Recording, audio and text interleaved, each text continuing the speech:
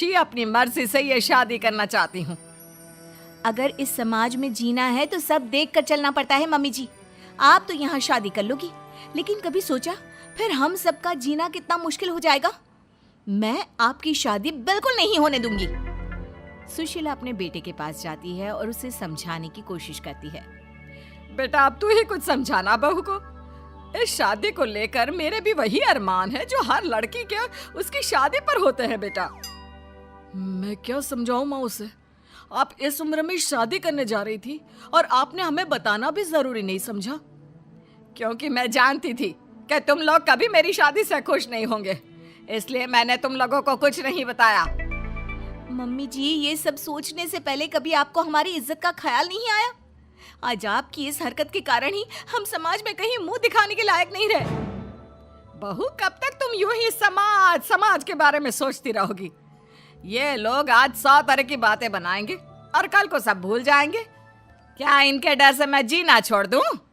कल तो सभी को मर जाना है, उसमें भी अगर हम ऐसे ही डर डर कर जीते रहे तो कभी खुश नहीं रह पाएंगे।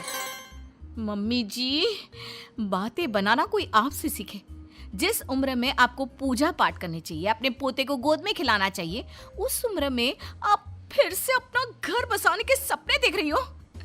यकीन नहीं होता मम्मी, आप इतनी स्वार्थी कैसे हो सकती हो? स्वार्थी?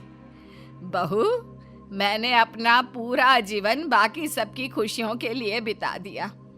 अमित के पिताजी की मौत के बाद जब मेरे पास दूसरा घर बसाने का मौका था, तब भी मैंने अपने बारे में नहीं सोचा, अपने बच्चों के बारे में सोचा। और आज तुम मुझे स्वार्थी बोल रही हो? क्या एक बूढ़ी औरत के पास दिल नहीं होता? हमें प्यार करने का अधिकार नहीं होता?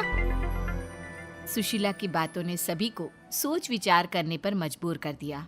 किंतु रेशमा, हर किसी को अपना जीवन जीने का अधिकार होता है मम्मी जी, लेकिन आपके साथ 3 और जिंदगियां भी जुड़ी हुई हैं। हम आपके कारण बदनामी का घूंट नहीं पी सकते मम्मी जी। आज तुम दोनों को अचानक मेरी और इस समाज की इतनी परवाह क्यों हो रही है?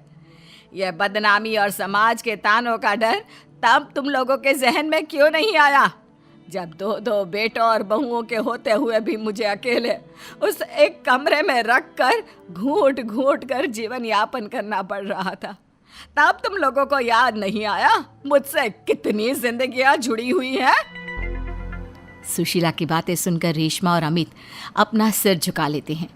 उन्हें अपने से हुई गलती का एहसास हो जाता है, लेकिन अब भी कहीं ना कहीं उनके दिमाग में लोग क्या कहेंगे ही चल रहा था, जिसके डर से वे खामोश होकर खड़े रहते हैं। तभी सुशीला जी आगे कहती हैं, ठीक है, अगर तुम लोग नहीं चाहते कि मैं फिर से विवाह करूं और अपने नए जीवन की शुरुआत करूं, तो मैं ये शादी नहीं करूंगी और साथ ही ये घर छोड़कर भी चली जाऊंगी। फिर ना तुम लोगों की कोई बदनामी होगी और ना ही कोई तुम्हें आकर ताने मारेगा। सुशीला की बातें सुनकर रेशमा और अमित दोनों सोच में पड़ जाते हैं। कुछ देर सोचने के बाद रेशमा कहती है, नहीं मम्मी जी, आप घर छोड़कर मत जाइए। आप सच कह रही हैं। अगर हम ऐसे ही समाज की परवाह करते रहे तो हम कभी खुशी खुशी नहीं जी पाएंगे। हाँ माँ, और आज बचपन से तेरे हर निवाले और प्यार का कर्ज मैं चुकाऊंगा। आज यहाँ से मेरी माँ की डोली उठेगी। बजाओ शहनाई, आज मेरी माँ की शादी है। फिर क्या, अपने बहू बेटों की रजामंदी के साथ सुशीला खुशी खुशी 7 फेरे लेकर नई नवेली दुल्हन बन जाती है और सब शादी की खुशियों में मगन हो जाते हैं।